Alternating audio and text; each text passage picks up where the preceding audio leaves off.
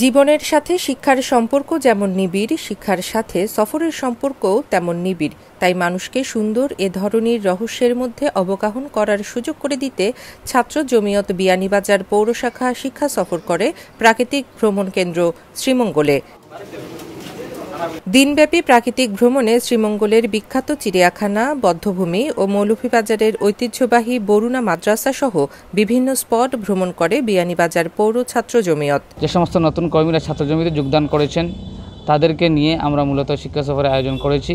ছাত্র জমিয়তের কাজকে বেগবান করার লক্ষ্যে মূলত আজকে রিফ্রেশমেন্টের জন্য আমরা পৌর ছাত্র জমিয়ত এই সৃজনশীল শিক্ষা সফরের আয়োজন করেছি। কুইজ প্রতিযোগিতা, খেলাধুলা, তারা সবসময় তারা গজল গাইছে, তারা এগুলো খুব ভালো লাগছে।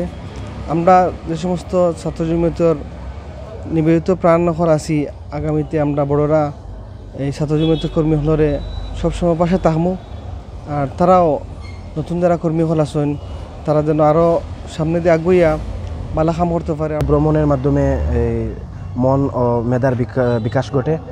আর এই ছাত্রদেরকে নিয়ে এই সফরে যাওয়ার এটাই উদ্দেশ্য যে তাদের মন ও মেধা যাতে বিকশিত হয়। সেই লক্ষ্যে আমরা একটি সৃজনশীল শিক্ষা সফরে আয়োজন করার চেষ্টা করেছি। এর মধ্যে আমাদের ছিল কুইজ প্রতিযোগিতা, নানান রকম খেলাধুলা এবং শিক্ষণীয় এবং দর্শনীয় স্থানগুলো পরিদর্শন আমরা সেগুলোতে নিয়ে গিয়েছি, যাতে এই আগামীর ছাত্র যারা আছে অবশ্যই সফরের মধ্যে অনেক কিছু দেখার মধ্যে জানার এবং বোঝার অনেক জিনিস আছে। আমরা তাদের সামনে সেই জিনিসগুলো তুলে ধরার চেষ্টা করেছি। আজকের এই আমাদের আয়োজনকে সফল করতে যারা আর্থিকভাবে সুপরামর্শ দিয়ে এবং আজকে আমাদের সফরে অংশগ্রহণ করেছেন সবাইকে পৌর ছাত্র জমিয়তের পক্ষ থেকে অসংখ্য মোবারকবাদ। এছাড়াও শিক্ষার্থীদের মেধা বিকাশের লক্ষ্যে সাধারণ জ্ঞান প্রতিযোগিতা সহ বিভিন্ন ইউনিক কার্যক্রম সম্পন্ন শেষে বিজয়ীদের হাতে পুরস্কার তুলে দেওয়া হয়।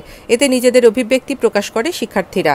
শিক্ষা সফরটি ছিল বধ্যভূমিতে, যেখানে মুক্তিযোদ্ধারা তাদের জীবন দিয়েছেন।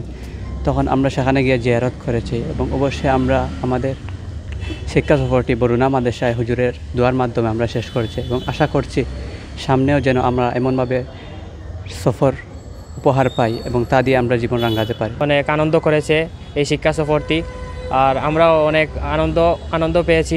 এভাবেই প্রতি বছর আমরা চাই এভাবেই শিক্ষা সফর হোক। আমরা আশা রাখি এরকম যে একটা সৃজনশীল একটা প্রোগ্রাম আমরা উপহার দিয়েছেন, আগামীতেও আমরা সৃজনশীল প্রোগ্রাম দিবা।